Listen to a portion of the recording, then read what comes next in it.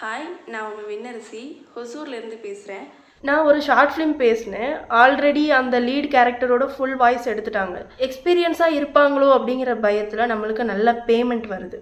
Next என்ன ஒரு short ஃபிலிம்க்கு lead கேரக்டருக்கு ஃபுல்லாகவே கமிட் பண்ணியிருக்காங்க. டெஸ்ட்டுக்கு போனதுமே எனக்கே என்னை பற்றி ப்ரௌடான மூமெண்ட்ஸ் நிறைய இருந்துச்சு அங்கே. ஏன்னா என்னோடய வார்த்தைகள் எல்லாம் ப்ரொஃபஷ்னலாக இருந்துச்சு. லைம்லைட் கோச்சிங்கை கண்டுபிடிச்சி சாரை மீட் பண்ணி அவர்கிட்ட நான் ட்ரெயின் ஆனது ஒன்று, டப்பிங் ஆர்டிஸ்ட்டாக மாறின ஒரு விஷயம். இது ரெண்டும் தான் நான் பண்ண பெரிய அச்சீவ்மெண்ட்டாக பார்க்குறேன். அவர்கிட்ட பேசினீங்கனாலே அவர்கிட்ட இருக்கிற நாலேஜில் நீங்கள் பாதி பிடுங்கிக்கலாம், பாதி வந்துடும் உங்களுக்கு. நான் ஒரு ஸ்டுடியோவுக்கு போனேன். வாங்க மேடம், உள்ளவா வெளியில் போ, சமைச்சிட்டியா அப்படின்னு நம்ம லேடிஸை நம்ம சொசைட்டி ஹேண்டில் பண்ணுற இந்த மாதிரி வா போன்னு ஹேண்டில் பண்ணுற இடத்துல மேடம்னு நம்மளை ஒருத்தர் கூப்பிடும்போது நம்ம ஒரு இடத்த அச்சீவ் பண்ணிட்டோம். மேடம்னு ஒருத்தர் மரியாதை கொடுக்குற அளவுக்கு நம்ம வளர்ந்துட்டோம் அப்படிங்கிறது ரொம்ப பெருமையான ஒரு விஷயம். லைம்லைட் கோச்சிங்கோட ஸ்டூடெண்ட் மணிகி சாரோட ரொம்ப பெட்டான ஒரு பொண்ணு, ப்ளஸ் அவரை ரொம்ப கோவப்படுத்தின ஒரு ஸ்டூடெண்ட்னா அந்த ஹோல் பேட்சுக்கும் நான் மட்டும்தான். ரொம்ப வர வைக்கிற ஒரு ஸ்டூடெண்ட் அப்படின்னு சொல்லலாம். என் பேட்சில் இருக்க எல்லாருக்கும் என்னை கம்ப்ளீட்டடாக தெரியும். மேபி வரப்போகிற ஸ்டூடெண்ட்ஸுக்கோ இல்லை இப்போ இருக்கிற ஸ்டூடெண்ட்ஸுக்கு என்ன தெரியாமல் இருக்கலாம். தெரியாமல் இருந்தால் நான் கொடுத்த இன்ட்ரோவில் என்ன எல்லோரும் நல்லா தெரிஞ்சுக்கோங்க. சார் ஒரு நாங்கள் ட்ரைனிங் பீரியடில் இருந்தோம், கம்ப்ளீட் பண்ணி ஃபைனல் ரெக்கார்டிங் முடித்து சாம்பிள்ஸ் கையில் கொடுத்து அனுப்புனாங்க. மறுபடியும் ஒரு 2 to 3 டேஸில் எங்களுக்கு எங்கெங்கெல்லாம் அப்ளை பண்ணுறது, எங்கெல்லாம் போய் ஜாபை சர்ச் பண்ணி தேடி கண்டுபிடிக்கிறது அப்படின்ற மாதிரி இன்ஸ்ட்ரக்ஷன்லாம் கொடுத்தாங்க. நாங்கள் எல்லாமே ஃபாலோ பண்ணோம். எங்களுக்கு எப்படியெல்லாம் அப்ளை பண்ணுறது, எங்கெங்கே போய் என்னென்ன பேசணும், என்னென்ன மெத்தடில் பேசணும், எவ்வளோ அடக்கமாக பேசணும், எங்கே என்ன பேசணும் எல்லாத்தையும் சார் சொல்லுவாங்க. இன்ச் பை இன்ச் சொல்லுவாங்க. அந்த மாதிரி ஒரு ஸ்டுடியோவுக்கு என்னோடய வாய்ஸ் சாம்பிள்ஸ் எல்லாம் அனுப்பியிருந்தேன். அந்த சார் எனக்கு உடனே கூப்பிட்டாங்க. லோக்கல் ஸ்டுடியோவில் இருக்க ஒரு சார் உடனே கூப்பிட்டு நம்ம ஒரு நாள் வாய்ஸை டெஸ்ட் பண்ணிவிட்டு நான் ஏதாவது ஃபிலிம்ஸ்க்கு யூஸ் பண்ணுற மாதிரி இருந்தால் நான் ஷார்ட் ஃபிலிம்க்கு யூஸ் பண்ணிக்கிறேம்மா, வாய்ஸ் சாம்பிள் டெஸ்ட் பண்ணிக்கலாம்னு சொல்லி ஆல்ரெடி ஒரு நாள் நான் வாய்ஸ் டெஸ்ட்டுக்கு போயிருந்தேன். Testing okay. டெஸ்ட்டுக்கு போனதுமே எனக்கே என்னை பற்றி ப்ரௌடான மூமெண்ட்ஸ் நிறைய இருந்துச்சு அங்கே. ஏன்னா என்னோடய வார்த்தைகள் எல்லாம் ப்ரொஃபஷ்னலாக இருந்துச்சு. அவங்க ஒரு வீடியோ ப்ளே பண்ணாங்க. நான் சொன்னேன், நீங்கள் வீடியோவும் ப்ளே பண்ணிகிட்டு இருந்தீங்கன்னா என்னால் பர்ஃபார்ம் பண்ண முடியாது, அதனால் நீங்கள் உங்கள் வீடியோவை மியூட் பண்ணிவிட்டு நீங்கள் இது மட்டும் கொடுங்க, நான் வாய்ஸ் கம்ப்ளீட் பண்ணி தரேன் அப்படின்னு சொல்லிவிட்டு நான் 2 டேக்கில் ஓகே பண்ணி கொடுத்தேன். மானிட்டர் பார்த்துக்கிட்டு நான் ஒரு டைம் மானிட்டர் பார்த்தேன், 2 டேக்கில் ஓகே பண்ணேன். ஒரு மானிட்டர் பார்த்துக்கிறேன், டேக் ஓகே அப்படின்னு நம்ம ப்ரொஃபஷ்னலான வேர்ட்ஸ் யூஸ் பண்ணும்போது ஐயோ இவங்க ஃப்ரெஷர் இல்லை, இவங்க நம்மள்ட்ட பொய் சொல்கிறாங்களோ, இவங்க ஆல்ரெடி எக்ஸ்பீரியன்ஸ் பர்சன் போல் அப்படின்ற பயம் அவங்க கண்ணில் நம்மளுக்கு நல்லா தெரியுது. ஏன்னா அவங்களுக்கு நம்மளை ஹேண்டில் பண்ண முடியல. ஏன்னா அவங்களுக்கு கொஞ்சம் ஏதோ தெரிஞ்சிருக்கு, அவங்களுக்கு இந்த ஃபீல்டை பற்றி நல்லாவே தெரிஞ்சிருக்காங்க. அதனால் அவங்கள்ட்ட கொஞ்சம் கேர்ஃபுல்லாக தான் நம்ம ஒர்க் வாங்கணும் அப்படின்றாங்க.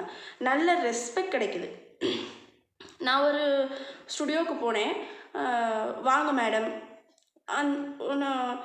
உள்ளவா வெளியில் போ, சமைச்சிட்டியா அப்படின்னு நம்ம லேடிஸை நம்ம சொசைட்டி ஹேண்டில் பண்ணுற இந்த மாதிரி வா போன்னு ஹேண்டில் பண்ணுற இடத்துல மேடம்னு நம்மளை ஒருத்தர் கூப்பிடும்போது நம்ம ஒரு இடத்த அச்சீவ் பண்ணிட்டோம்.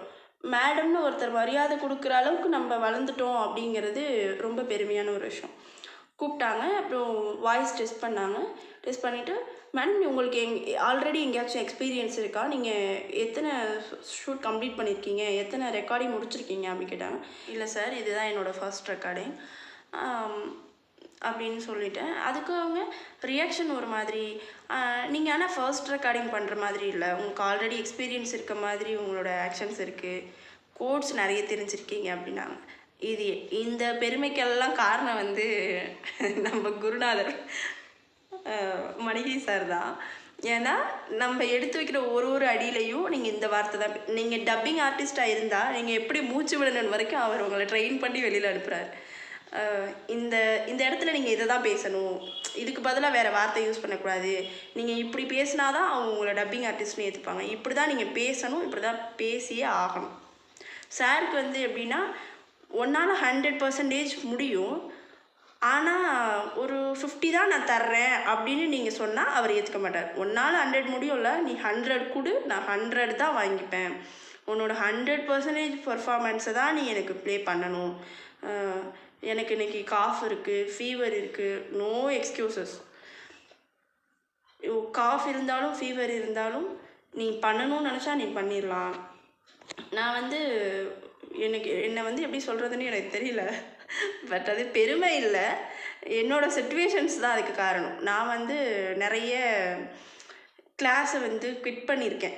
என்னை வந்து எத்தனையோ மொதல் நாள் கிளாஸில் திட்டுவாங்க, நீ உன்னை கெடுத்துக்கிறது இல்லாமல் உன்னை நம்பி இருக்கிற 2 குழந்தைங்களோட லைஃப்பையும் ஸ்பாயில் பண்ணுற அப்படின்பாங்க.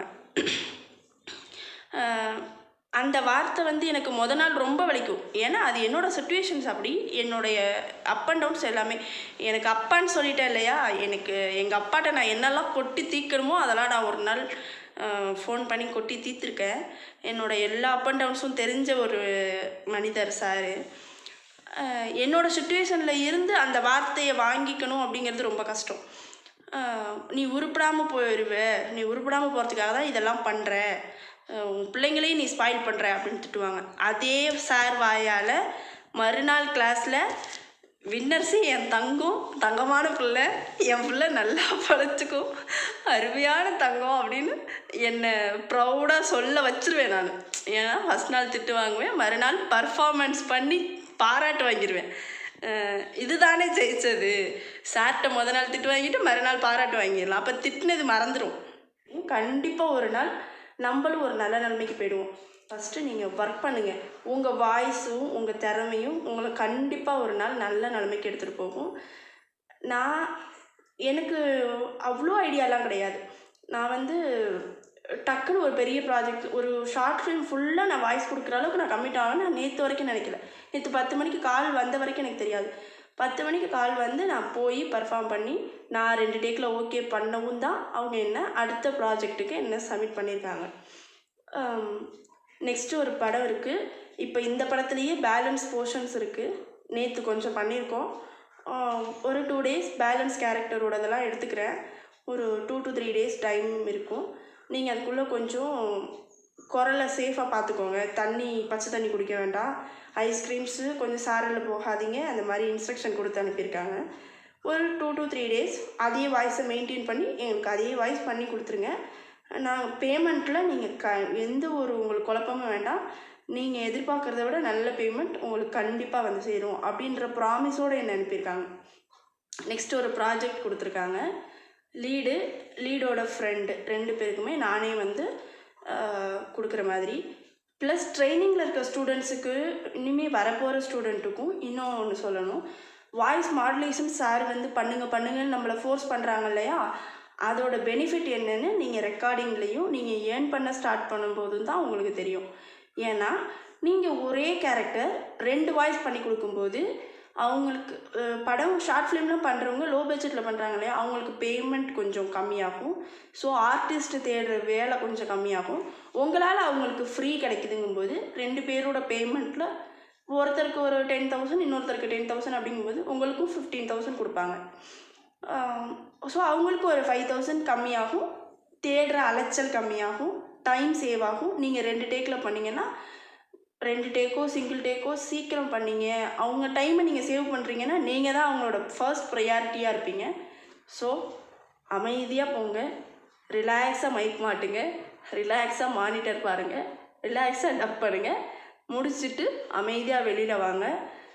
நம்ம ப்ரொஃபஷ்னலாக மெச்சூர்டாக மானிட்டர் பார்த்து சிங்கிள் டேக்கில் டபுள் டேக்கில் முடிக்கும்போது அவங்க ஓகே இவங்களை கூப்பிட்டா வேலை சீக்கிரம் முடியுது அப்படிங்கிற ஒரு ஜானரில் என்ன பண்ணுறாங்க, நெக்ஸ்ட் என்ன ஒரு ஷார்ட் ஃபிலிம்க்கு லீட் கேரக்டருக்கு ஃபுல்லாகவே கமிட் பண்ணியிருக்காங்க.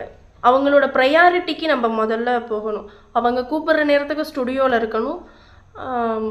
அவங்களோட பேமெண்ட்டு டைமு எல்லாத்தையுமே ஒரு ஆர்டிஸ்ட் சேவ் பண்ணுறாங்க அப்படிங்கையில் அவங்களோட ஃபஸ்ட் ப்ரையாரிட்டி நம்மளாக மாறிடுறோம். அதுவும் இல்லாமல் நான் லீட் கேரக்டருக்கு முடிச்சுட்டு சார் வந்து கிளாஸில் வாய்ஸ் மாடுலேஷன் பண்ணுங்க அப்படின்னு ஒரு வார்த்தை சொல்லுவாங்க. நான் வந்து 2 வயசான பாட்டிங்களோட வாய்ஸையும் நான் வாய்ஸ் மாற்றி பண்ணி கொடுத்தேன். ப்ளஸ் இந்த லீட் கேரக்டரோட இதையும் பண்ணி கொடுத்தேன். அவங்களுக்கு ஓகேன்னு சொல்லிட்டு ஸ்பாட்லேயே வந்து எனக்கு நெக்ஸ்ட்டு ஷார்ட் ஃபிலிம் காமின ப்ராஜெக்ட்டு பேமெண்ட்டு எல்லாத்தையுமே அங்கேவே சொல்லிட்டாங்க. கொஞ்சம் நேரம் டிஸ்கஸிங் போச்சு, எல்லோரும் உட்காந்து பேசணும், எல்லாம் முடித்து உடனே கமிட் பண்ணாங்க. உங்களுக்கு நல்ல பேமெண்ட் கிடைக்கிறத விட நல்ல ரெஸ்பெக்டும் சேர்த்து கிடைக்குது. சார் வந்து உங்களை ரொம்ப ஃபோர்ஸ் பண்ணுற மாதிரி இருக்கும் கிளாஸில், பட் அது எல்லாமே உங்களோட ஃப்யூச்சருக்கு நல்லதுன்னு நினச்சி நீங்கள் அதை பொறுத்து நீங்கள் அதை பழகிட்டீங்கன்னா அது உங்களுக்கு ரொம்ப நல்லது. ஒரு ஆர்டிஸ்ட்டு 5 வாய்ஸ் பண்ணுறாங்க அப்படிங்கையில் எல்லா சவுண்டு இன்ஜினியர்ஸுக்கும் நம்ம ரொம்ப ஒரு மாதிரி திகைப்புக்கான ஆளாக தெரியும். அவங்களுக்கே ஆச்சரியமாக இருக்குது, இவங்க இப்படி பண்ணுறாங்க அப்படின்னு அவங்களுக்கே தோணுது. அப்படி தான் என்னை கேட்டாங்க, நீங்கள் இப்படி பண்ணுறீங்க அப்படின்னு கேட்டாங்க. எங்களுக்கு ட்ரைனிங் அப்படி கொடுத்துருக்காங்க சார் அப்படின்னு சொன்னேன். அப்புறம் சார் பற்றி விசாரித்தாங்க, என்ன எப்படி பீரியடு என்ன எதுன்னு விசாரித்தாங்க. ரொம்ப நல்லா ட்ரெயின் பண்ணியிருக்காங்க அப்படின்ட்டு சாருக்கும் ஒரு ரெகக்னேஷன் நான் வாங்கி கொடுத்துருக்கேன். அது வரைக்கும் எனக்கு ரொம்ப சந்தோஷம்.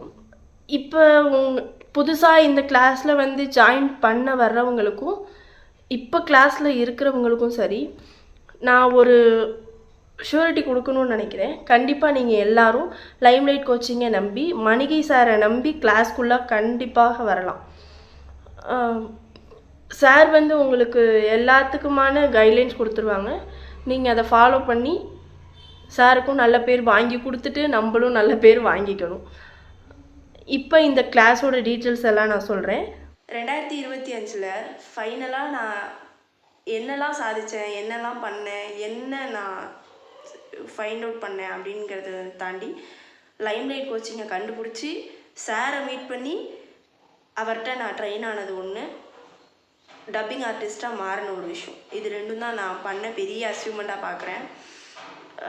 அவர்கிட்ட பேசினீங்கனாலே வந்து அவர்கிட்ட இருக்கிற நாலேஜில் நீங்கள் பாதி பிடுங்கிக்கலாம், பாதி வந்துடும் உங்களுக்கு. ஏன்னா ஏதாவது டெய்லி கிளாஸஸ் எப்படி நடக்கும் அப்படிங்கிற போது கிளாஸ் வந்து உங்களுக்கு நீங்கள் பர்ஃபார்ம் பண்ணுறதுக்கான ஸ்பேஸ் மட்டும் கிடையாது. சார் இடையில டக்குன்னு ஒருத்தர் பர்ஃபார்ம் பண்ணி முடித்தோன்னே இன்னொருத்தர் ஸ்டார்ட் பண்ணுறதுக்கு நடுவில் ஒரு கதை ஒன்று சொல்லுவாங்க. அந்த கதை வந்து உங்களை வாழ்நாள் முழுக்க அது ஏதாவது ஒரு பாயிண்ட் அவுட்டில் யூஸ் ஆகிட்டே இருக்கும்.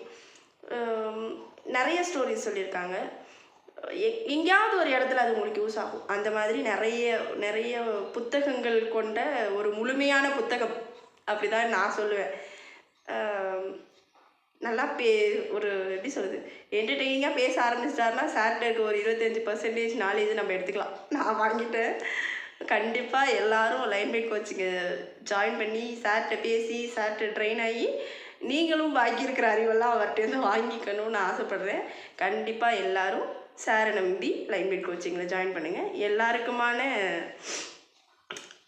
எல்லாருக்குமான ஒரு வாய்ப்புகள் வந்து காத்துட்டே இருக்குது. அதை நம்ம ஃபைண்ட் அவுட் பண்ணி நம்ம அதை எக்ஸ்பீரியன்ஸ் பண்ணுவோம், ஹாப்பியாக இருப்போம்.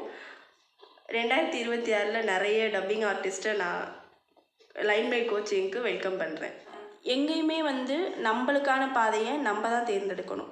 சார் வழிகாட்டுவாங்க, நம்ம தான் ரொம்ப போல்டாக நம்மளை கேரி பண்ணி எடுத்துகிட்டு போகணும். நிமிர்ந்து நடங்க, நிமிர்ந்து பாருங்கள், நிமிர்ந்து பேசுங்க, கண்ணை பார்த்து பேசுங்க, அது போதும். அதுலேயே 3/4 பேருக்கு உங்கள் மேலே மரியாதையும் பயமும் கண்டிப்பாக வரும். அப்படியே என்ன நடந்தாலும் நம்ம குருநாதர்கிட்டையும் ஒரு வார்த்தை சொல்லுங்கள். நம்மளுக்கு குரு இல்லையா, நான்லாம் வந்து ரொம்ப ஃபஸ்ட்டு எப்படி சொல்கிறது, டைமிங்க்கு எந்த வேலையும் செய்யாத ஒரு பொண்ணு. என்னை ஹேண்டில் பண்ணி என்னையை ட்ரெயின் பண்ணி என்கிட்டயே ஒரு டேரக்டர் குழம்புற அளவுக்கு என்னை ட்ரெயின் பண்ணியிருக்காங்கன்னா பெரிய குருநாதர் எனக்கு கிடச்சிருக்காங்க. பார்த்துக்கோங்க, எல்லோரும் நல்லா பெர்ஃபார்ம் பண்ணுங்கள், நல்லா ட்ரெயின் ஆகுங்க, நல்லபடியாக வாங்க. நம்ம இண்டஸ்ட்ரி நம்மளுக்காக வெல்கம் பண்ணி வாசலை திறந்து வச்சுருக்கு. நம்ம தான் நடந்து இண்டஸ்ட்ரியோட வாசலுக்கு போய் உள்ளே நுழையிற வேலையை நம்ம தான் நமக்காக செஞ்சுக்கணும். கண்டிப்பாக எல்லோரும் ஒரு நாள் நல்ல நிலைமைக்கு வந்துடுவோம். நம்பிக்கையோடு இருங்க.